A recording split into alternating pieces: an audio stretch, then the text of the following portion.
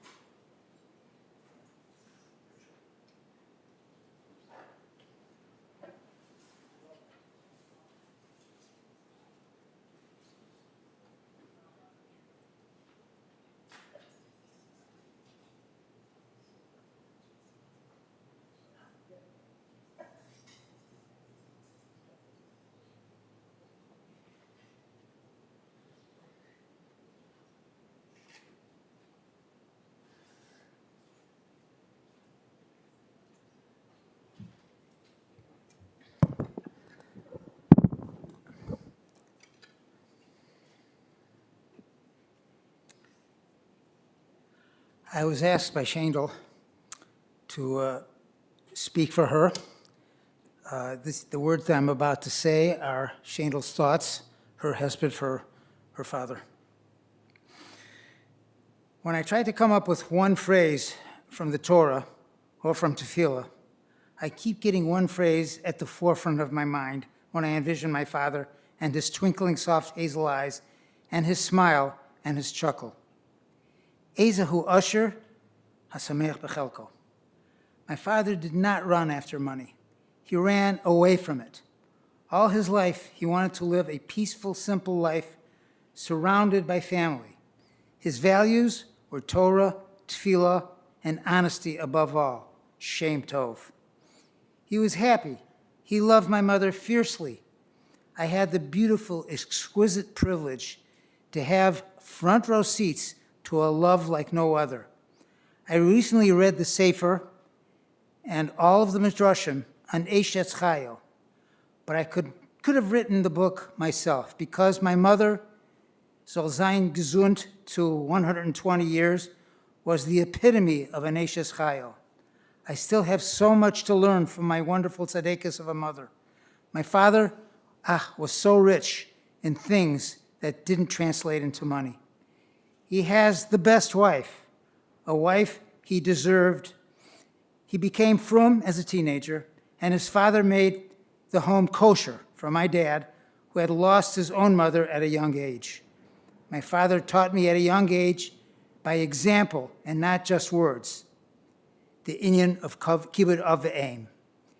After his wedding, he had his father move in with him and my mom because he feared that his father, who had recurring heart attacks, would die if no one was there to call 911.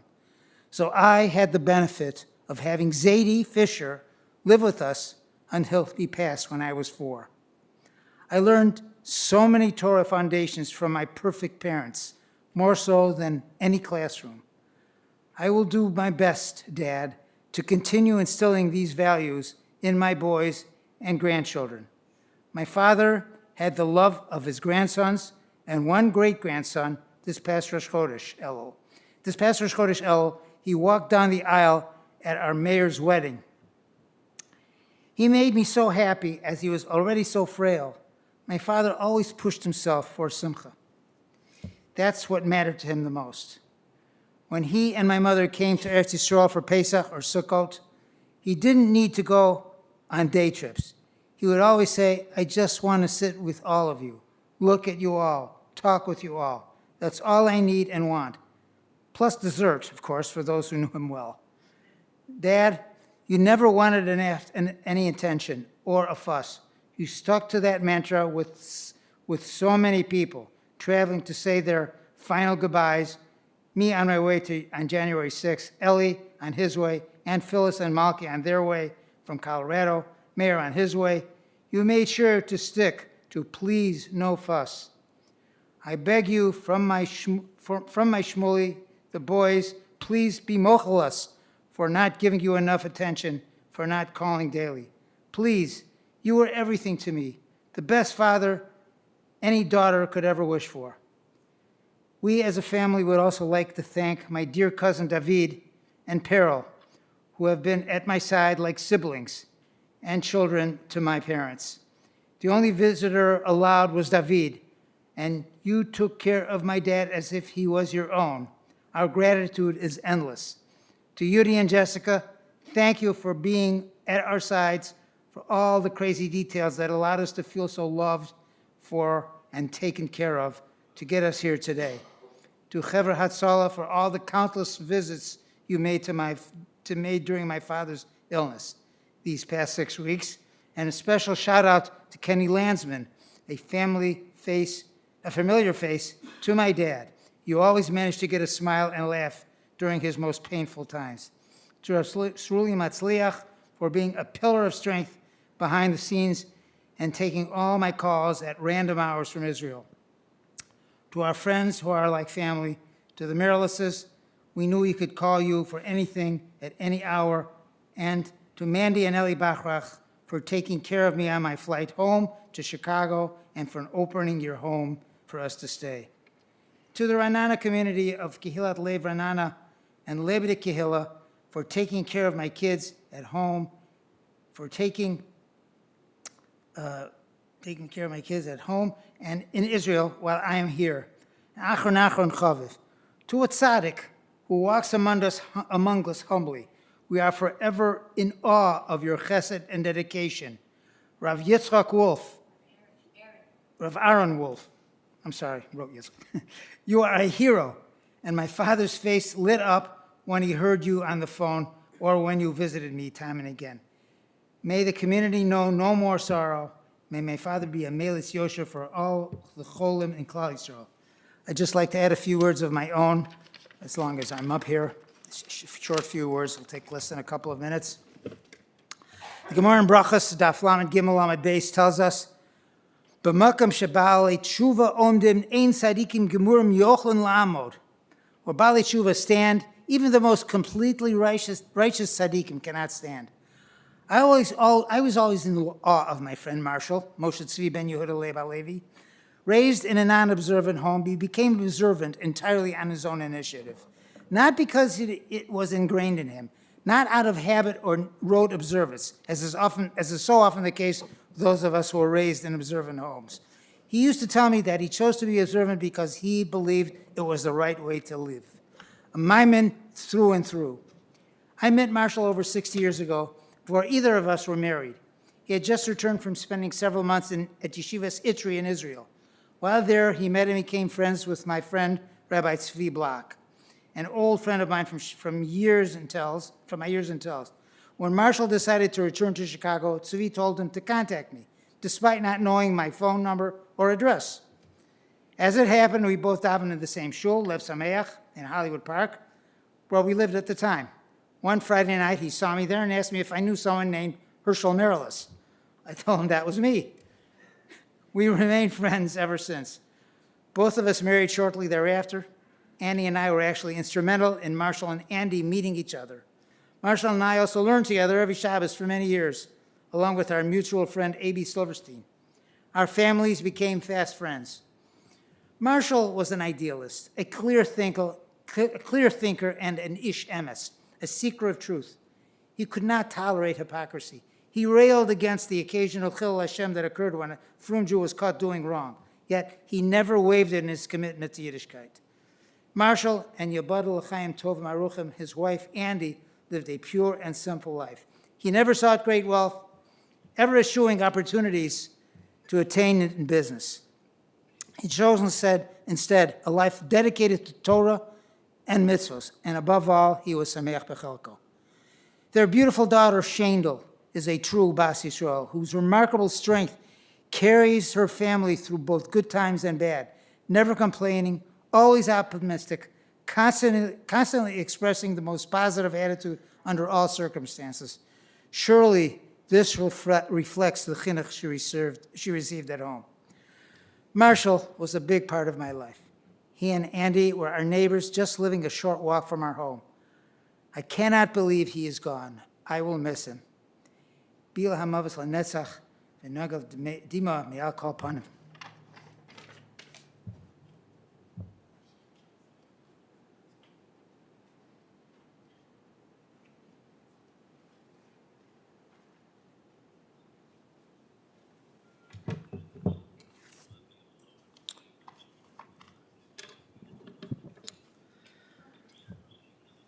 Reb Moshe Tzvi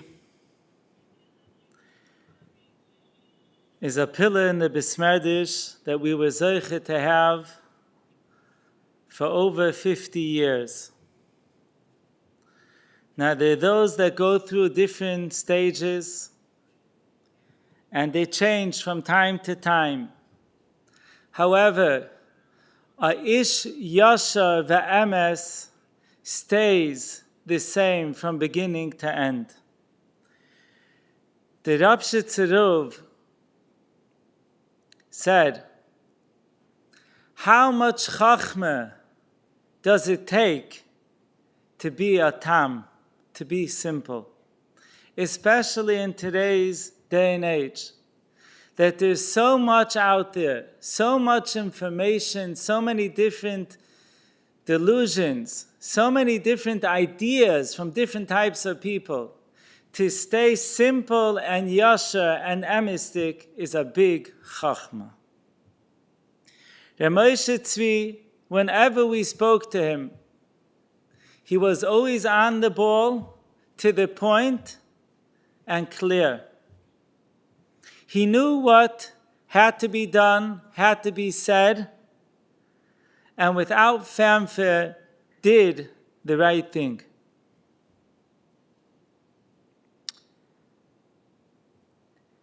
He loved learning Torah. This week's Parsha, Vayechi Yankov Shvase Shuna 17. Ein Tov ale Torah. Those were the good years of Yankov Avinu, because he had a ahava to Torah. When a person does and loves Torah, he's happy.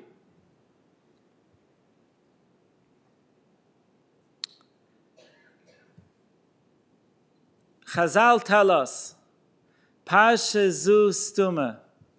There are no psuches and stumas in the Parsha. It continues on without place in between these two Parshias. And the question is why?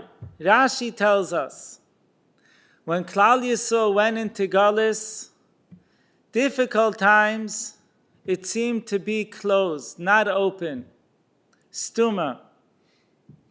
But what is the deeper understanding of stuma, something being closed?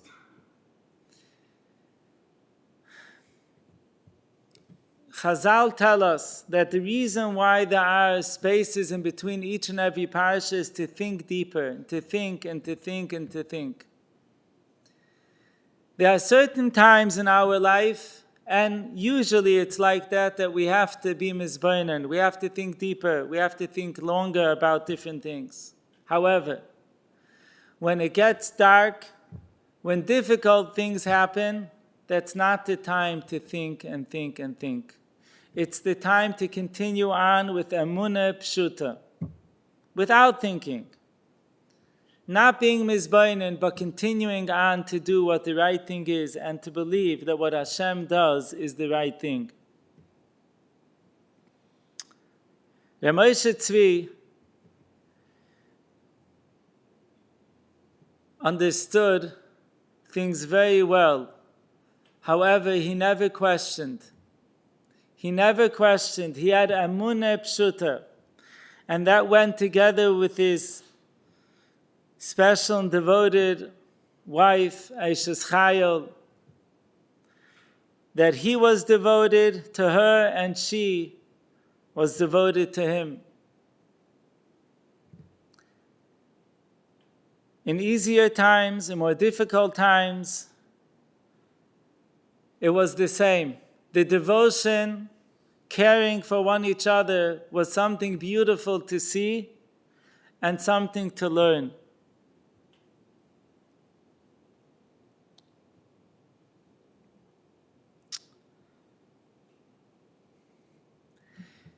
He was a person that knew what's valuable and what's not.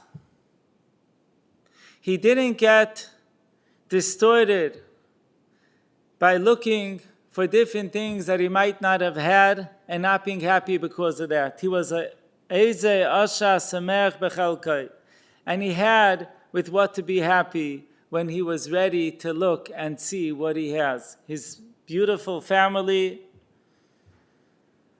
and his friends that he was so devoted to, and they were devoted to him. Everybody liked sitting next to him in the Beis Medrash. He wasn't one of those who would turn around and say, why is this? Why is that? Everybody liked sitting around him. And even when the kollel came to the shul, which were younger light that came in, maybe a little different than what he was used to, he welcomed everybody and was happy to get to know new faces. Today is Asara B'Teves. It's not a simple thing to have a levaya on such a special day. The Heilige Chassam Sofer writes, the day of Asara B'Teves, we'll mention 2 points. Number one, it's Yud,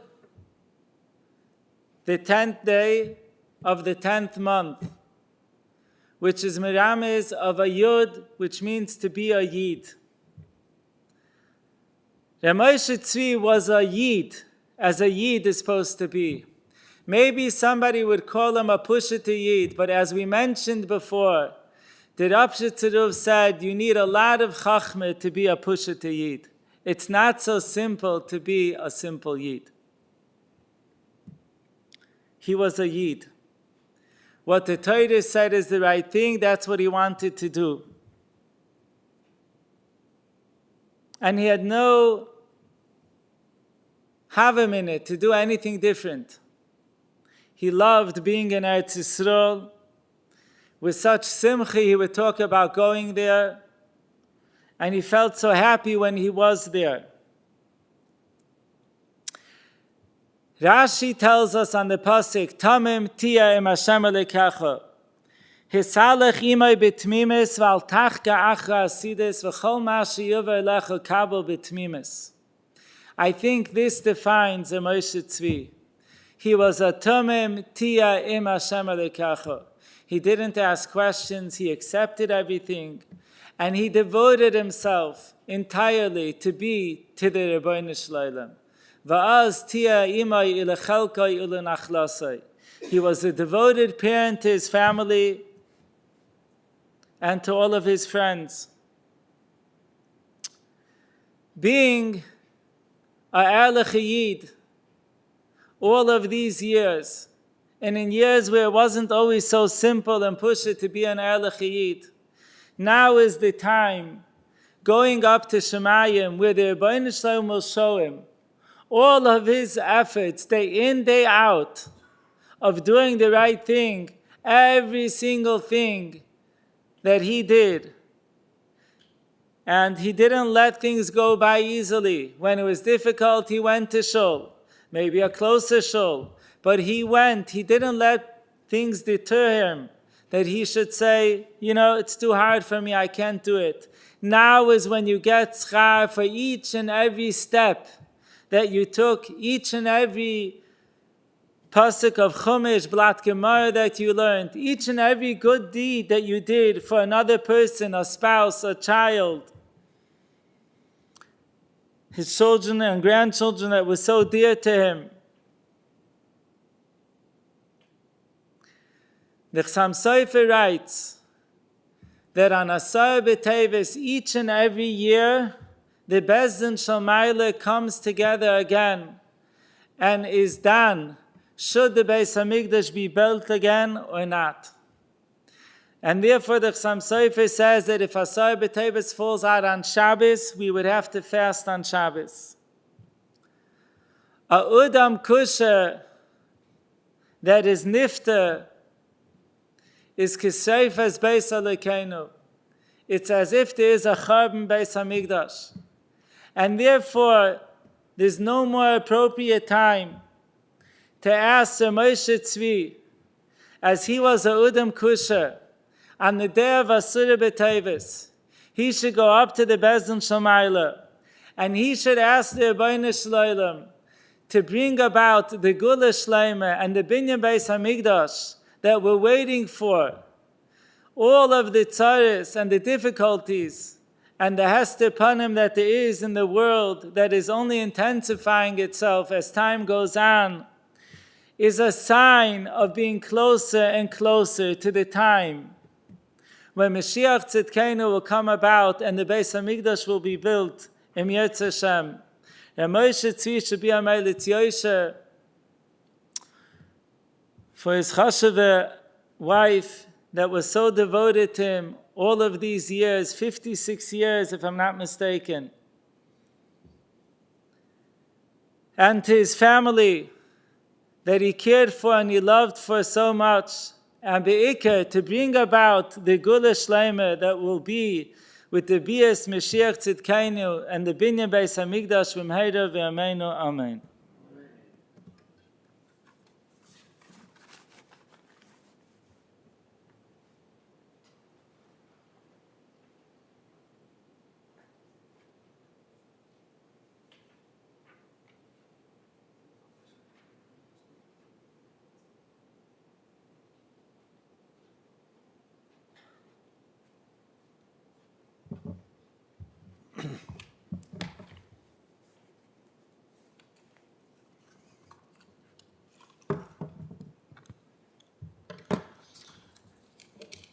El Molei Rachamim Shel Chaim V'Amramim Hamtzei Menucha Tachas Kanfei Ashchina Malos Kedoshim Tahorim Kizor Kiab Masir Nishmas Moshe Tzvi Ben Yehuda Leib Shalach L'Amo Vavur Shenosim Tzlach Abad Askaras Nishmaso V'Yanein Tehei Menuchaso L'Chaim V'Alachim Yas Tzirei B'Sezer Knafov L'Amim V'Yisra B'Tzrachim Es Nishmaso Adonai Nachlaso, V'Nilach B'Shalom HaMishkavo, V'Nomar Amen.